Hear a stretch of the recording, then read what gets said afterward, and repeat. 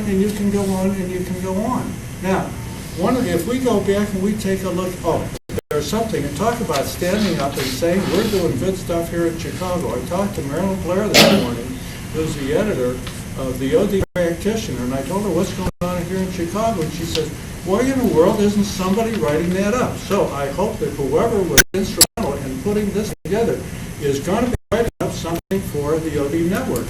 And she said, boy, you people there in Chicago do some dynamite work.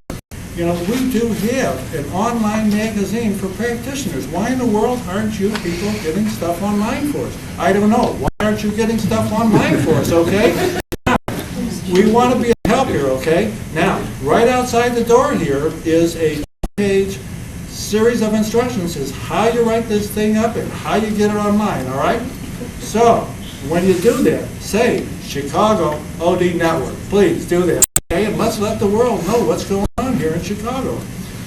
In terms of these specific projects, I'll be with you in a second, okay? In terms of these specific projects. One of the things that, we got into a big discussion last night about what is organization development. Well, it's a little bit different for all of us, but I think that there's a core here of what organization development is all about, and what differentiates us from other fields and other change fields is what are the core values that we have always had in the field. And we were worried a few years back about losing those values, and I think that when we went through the Impact Awards, that was what was characteristic of all of those entries, right, that were defined as organization development.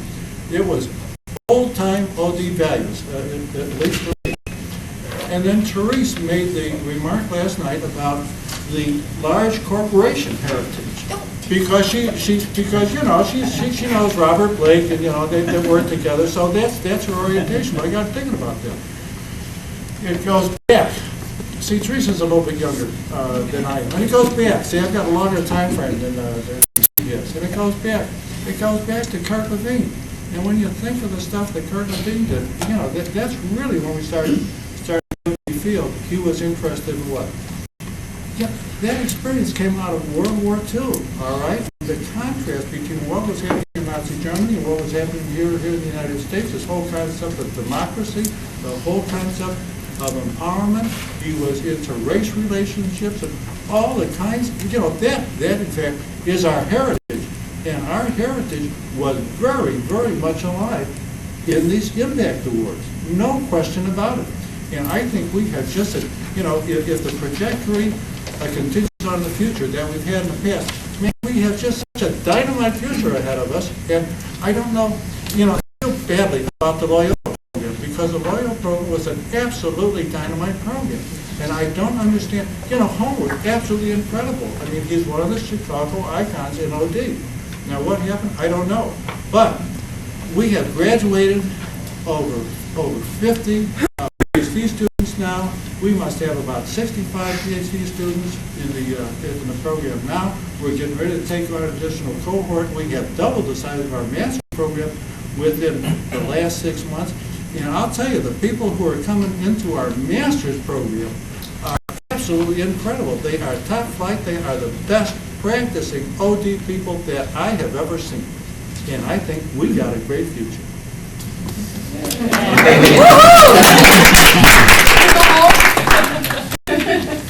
Is that 3 minutes? At least. So you've never heard Peter speak so much? Yeah. I've never heard that. Well, actually, I drove down in the car with Therese, and I asked Therese, what are you going to say? Okay, so I wanted to say it before she did. Somebody had a question. Yeah, I'm curious. I would agree with you. I think OD is strong in Chicago. And I'm curious what, in your opinion, following along the line of appreciative inquiry, what are the conditions here that make it so? What makes it? What makes it a thriving? Well, I should steal his line. I think it's your turn. I'm Chicago born and raised, so I just say it's the people, and I think OD is nothing without people, and I think Chicago is, when people say they love Chicago, it's the people that they love about Chicago. Big shoulders kind of stuff. You could say something. And I wanna then say- I'll just count what you I say. want to say. No, I want to say, no, listen, I've got to say something because no, Chicago is unique because it combines the best of the East Coast sophisticated OD with the best of the flaky OD on the West Coast.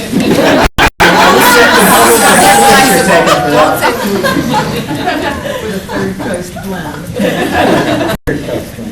Well, that's what I was going to say, that if you look at trends, they start on the coast and they take root in the Midwest.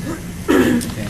And so I think what we've had the advantage of is to be able to kind of take these things and, the sort of no-nonsense Midwestern approach as a more pragmatic view to some of these things.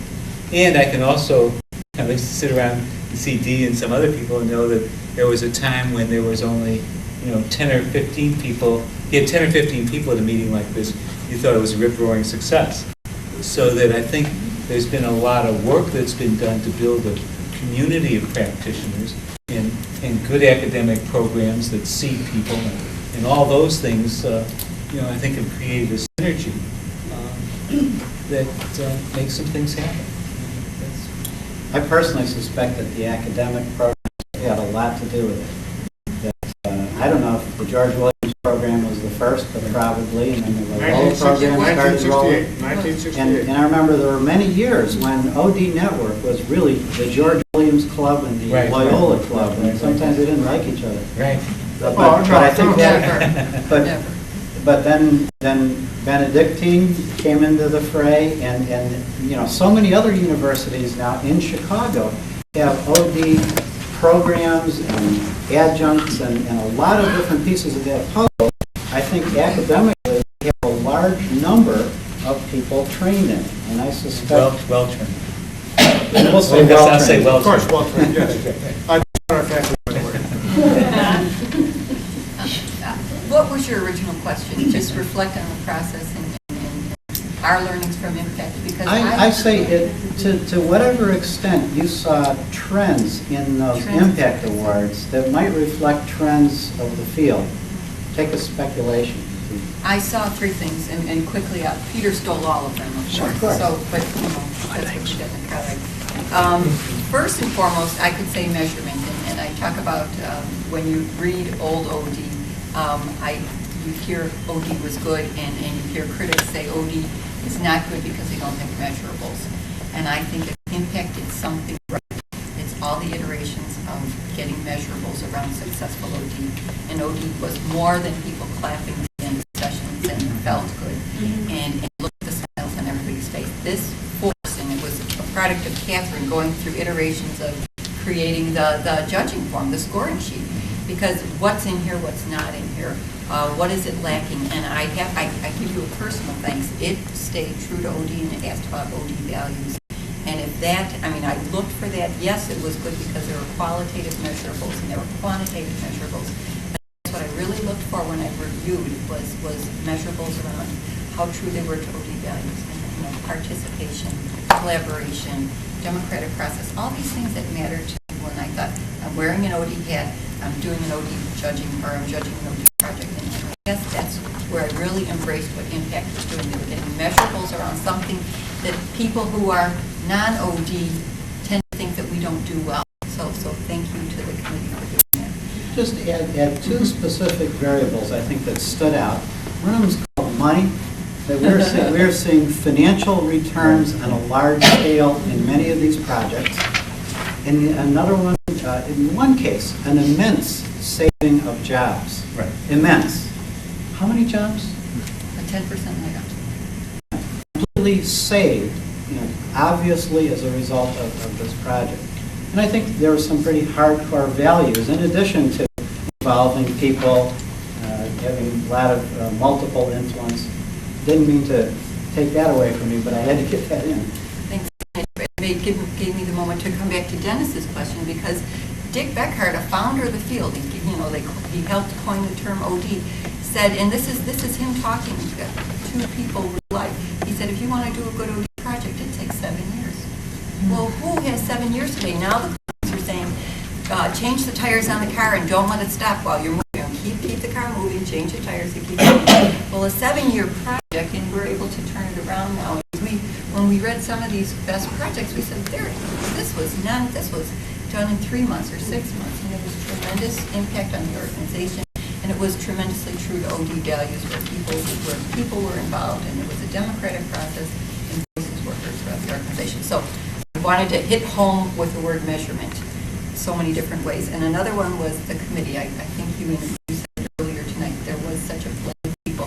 When we sat down, not only did we have to judge, but we had to come together, and you used the word last night, wrestle, and I thought it was more like wrestling alligators, because our minds didn't meet, and we did have to thresh through some ideas, which was good OD in itself. I mean, I feel like we had agenda moving, and we had to hear each other out, and to the point that we said, hey, let's take it up again, let's talk this out again, and we really had to iterate this, where it got really, and so I think the committee, because there were so many different ones, you said last night, it wasn't so bad. How did you introduce it last night? Were you scared for a little while? Peter was. How did you say? You said it actually wasn't so bad. Yeah, I mean, we were so different, and we were working off a set of standards. I think this is an interesting discussion that some of you might be having in your own work, and we had it in this. We were given a set of standards, and they were fairly clear. And we all independently applied these standards to say, is this good OD? Is there a real impact here? And we came out with very different scores. What do you do then? Well, we fought. No, we didn't. See, that was an interesting thing. We did not fight. Spirited discussions. We had quite spirited discussions, and we had to go deeper to say, what do we really believe? What's behind these standards? And do we have anything in common when we go behind those standards? And I think that's where the commonality finally came, when we got down below the standards and found some of what we believe under there, and then we judged on that basis. When I said spirited discussion, I'm not just making a linguistic trick here, because I think people, passionately talked about why a particular project was important to them, but in, I think, the best of OD fashion, people listened, and people changed their minds. Okay, people just didn't dig in and come and say, well, I came in thinking this was the best project, and I want the one I thought was the best project. You could see people shifting their opinions because they were listening. And personally, what I think happened is, like Mike was saying, you look at it through the lens of your experience. So you start to think about your own practice, as I did, and say, okay, would my projects stand up to this? That was very informative in that study. Welcome. Yeah, Dick or anyone else in the panel, it sounds like there was some very good creative rubbing against each other and shifting of perspective that went on. I wonder if you could share a particular example of a change or a challenge to your own definition and way of looking at things that you experienced. Can I just, before Dick answers that? Good. Give me time to think. Go, Peter. I just want to comment. I'm not quite sure why for instance, you were a little bit surprised that we wouldn't collaborate the way we did. Because after all, we had over 300 years of OD experience there. My God, we have 100 years between Dick and myself. So I would have been disappointed if we had been able to draw on some of that experience. Did you end up that? Teresa's got I remember, and it may have been with respect, but there was a point where I said, are we looking for something closer to the, at a fundamental level, are you looking at something more from a humanistic element, or are you looking at it from a change, a perfect, or following a change process? And was it a perfect change process, or, a very successful change process, or is it something that's true to OD values with the human element? If I remember the same one, there were two candidates, both of which had immense changes as a result of IT systems being implemented. Both very successful, clear her bottom line changes in great measures on it. And there were some of us that liked one and some of us liked the other. We had very discrepant scores, two measures that resembled each other. When we talked further, that's where some of us backed off one and ended up all with the other. And the difference, now this is starting to get a little fuzzier, but what I'm remembering started to be the difference is what Therese was talking about. We've decided that one of them, to a much greater extent, was actively engaging people in influencing the system. And the other was doing a reasonable job of allowing people to participate. You hear the subtlety in there? And once we started going to that, our opinions lined up with each other. They were subtle, and there wasn't a huge difference, there wasn't much difference at all in the overall impact, but how they got there was slightly different, and that's what I remember moving our opinions. Is that what you're looking for? Yeah, maybe I can book in some comments here, because in some regards I'm going to represent a little different perspective on the whole OD field. And here's the tension I feel, and maybe you can help me explain it, is I agree exactly with what Peter is saying to the nth degree. I embrace his views of the field of OD. But as I project myself back into the workplace that I'm a part of, and the Northern Trust is a dynamic organization. It's a medium-sized, 8,500 people. Got some outstanding civic leaders and change agents that lead the organization. They wouldn't know about or care about any of the things that Peter said in terms of the OD field. Now, talk MBA,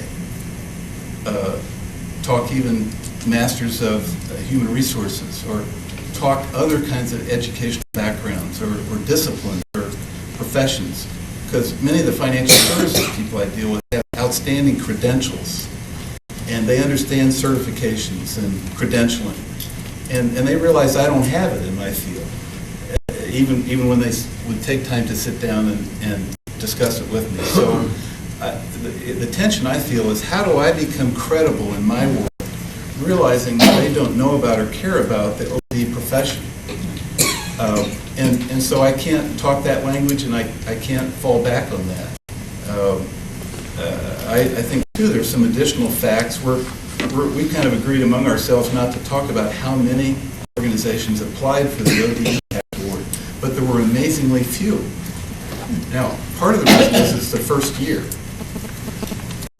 But it's another kind of indicator that the translation of our academic community and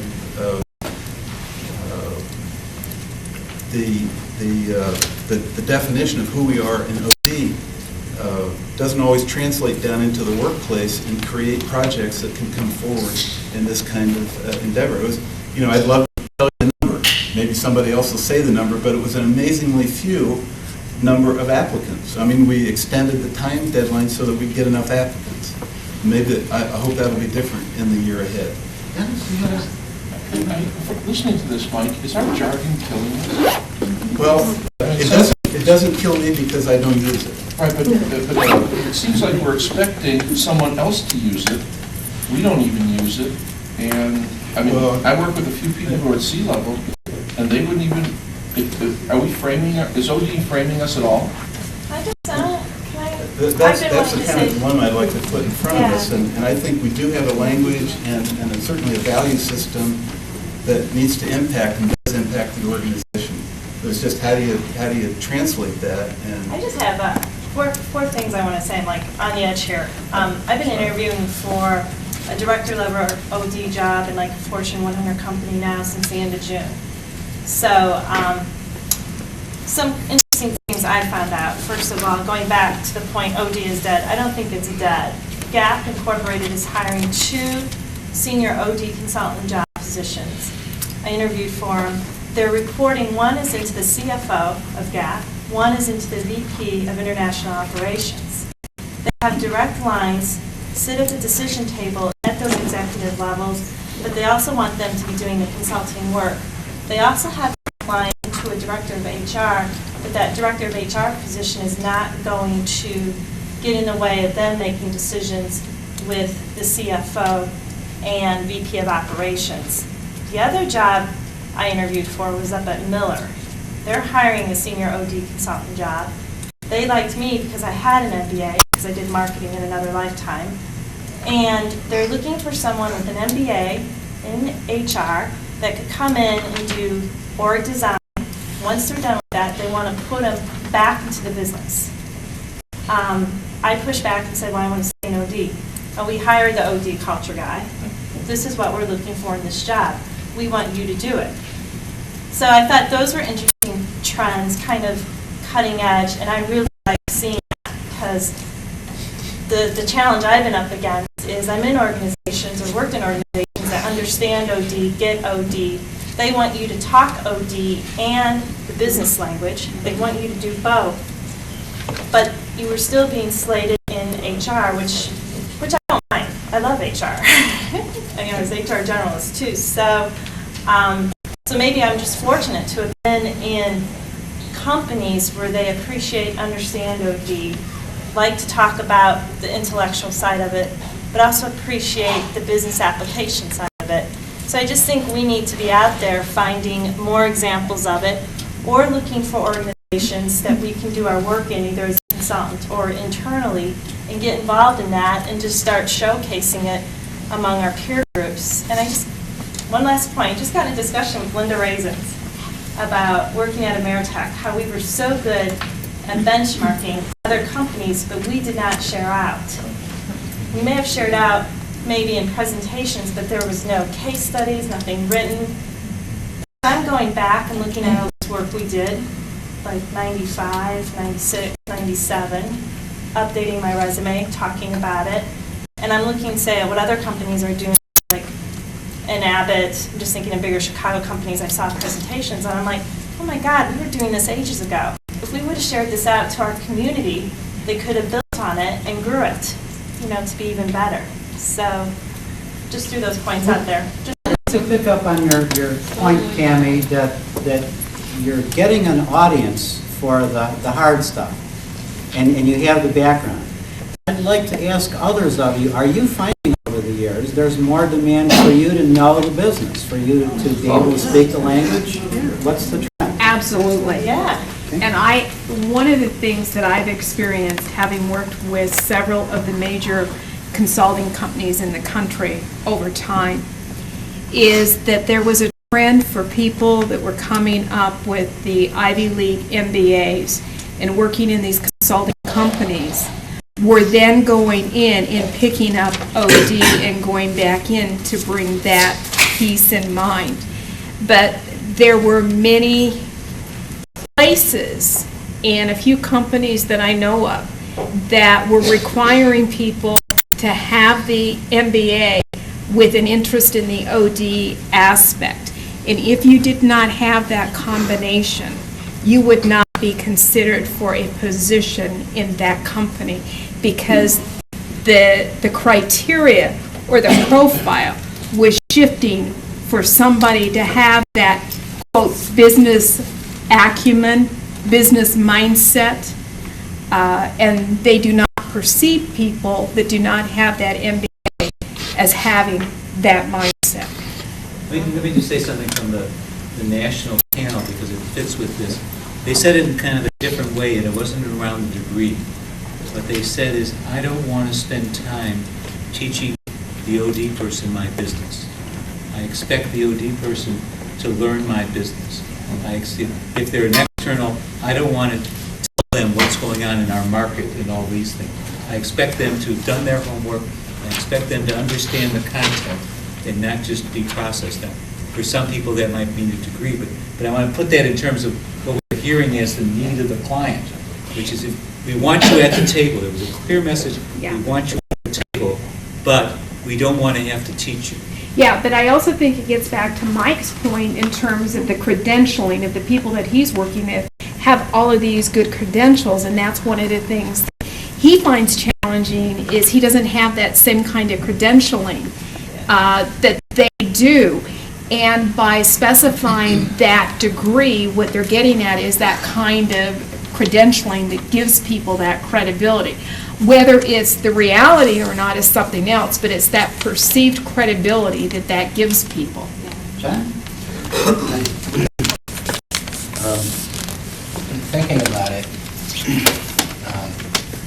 one of the things that I think when I look at the future of OD is, number one is sort of values, and that's at a deep level, and then there's the OD technology, and that's jargon stuff, and then there's sometimes what the client sees, team building, kind of the project. One of the things that I think is, number one, OD doesn't have any kind of lock on these values. People have these values. And so, when we're looking for people, someone might be looking for someone who's participative, collaborative, knows how to get people involved. And those values have been way before Kurt Levine. Those values go back to as far back as we know, I suppose, as human beings. So, one of the things I think, and I'm not sure this is interesting, for OD to say those are OD values, maybe building walls between us and our clients. Then on the other side is, so that's one thing, the other side is the jargon place, and with Mike, just one real-life example. I know somebody who currently is vice president of leadership in OD at a big company. About 3-4 years ago, he was looking to hire somebody to be a director of OD. And one of the feedback things, and this is when I was just coming off being president of OD and being on the board, one of the things he said is, I've been really disappointed when I've gotten people who are really involved with the OD network. He said, they seem to be a bunch of tree huggers who come in here and want to apply the latest thing. So they come in and I say, what have you done? And they say, well, I can do appreciative inquiry and large group interventions and this and that. And I just walk away shaking my head because they have solutions they want to come in to apply. So I think that, and of course I was in that category too. But it was a real education for me that somehow I think OD is alive, but I don't think it's called OD a lot of places. I think and I think maybe part of the reason is because it's been so successful. In other words, that people said, this works. They don't know what it is, but they learned it from somebody and now they're doing it. So I think one of the things that OD's been successful, one of its goals, which is to instill it in managers. So right now, something like team building is almost seen as a natural, not team building itself, but people know they have to have participation. So, if I could just tag on what John is saying, and maybe for a last comment from me, what I've seen happen over let's say the last 20 years of my career that have been more directly involved in this kind of work, that my client managers know more about my kind of expertise than I do about theirs. And I'm trying to catch up to what they know in terms of their MBA education and so on. So in a certain sense, it makes my work easier because I have more intelligent managers coming to me with an understanding of what team building is. I used to laugh when somebody would call and say, I need team building, but now they actually know what they want. So I have many more avenues to apply my work, my passion, because managers do understand that these are the things that propel organizations to outstanding achievement. It isn't just knowing the bread and butter of the organization, but it's adding a delivery system that we can help them deliver. And they're asking for that, and they have some intelligence about whether or not they're going to get some expertise from us or not. So I'm just adding that to what you said, that across this sometimes gap that we have, we hope it's not a gap, but across our disciplines, I have managers meeting me more than halfway in terms of their understanding of what they need. I'd like to have it be time for us to give you some airtime with each other, to break up into those small groups that have been promised. Now, I'm assuming that you, to some extent, did talk at the 6 p.m. Opportunity about how things have been changing for you, but whether or not you feel guilty having not talked about that, you can start talking about it now.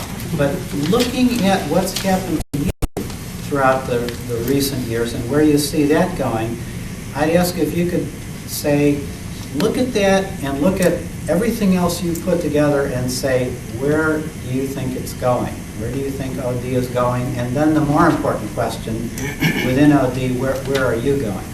But I'd like to give you some time, and if we break up now, we'll get a little over a half hour. I will point out, but not belabor, that on the handout, the back of it has what's actually very little data from the survey that we did of the ODN membership. But I'm not going to run through it. I'll just allow you, if you want, to scan that as you're having your conversation. But I'd ask you to get groups of on the order of 5 to 7, so there actually is a chance for airtime. At around a 8:45, I'm going to interrupt and ask us to come back together and say, what were the highlights that were coming out in your small groups? We'll try to capture a few key points, and we'll call that the future, and then we'll be done for the night. So pick who you want, either join somebody you've always wanted to talk